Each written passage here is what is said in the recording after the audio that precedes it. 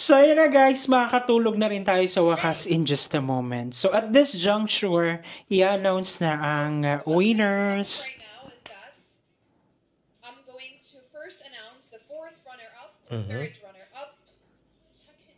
Pwede din i-announce nyo na muna yung winner. Tapos, pabaliktad. And of course, I'm going to announce Miss Eco International 2025. Alexi na yan, Philippines. Make the other contestant the first runner-up.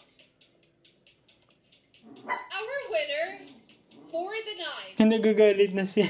Miss Eco Philippines! 2020. Like the most expensive. Gagalit din yung dog namin.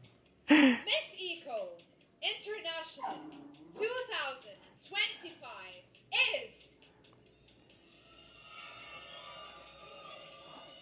I need more suspense. Ayun na naman tayo sa suspense. Kung para kay Alexi, para talaga sa kanya. Grabe yung anticipation, ang haba. Grabe yung kanyang, The winner of Miss Eco International, Philippines! Miss Eco International 2025 is the Philippines! Yay! Wait! Yes! Congratulations, Alexi! Deserve! Yes! Oh my gosh, feel ko yung emotions niya. Miss Eco International 2025. Oh my God! Nation Indonesia, our first runner-up. Deserve. Sa kanya yung crown.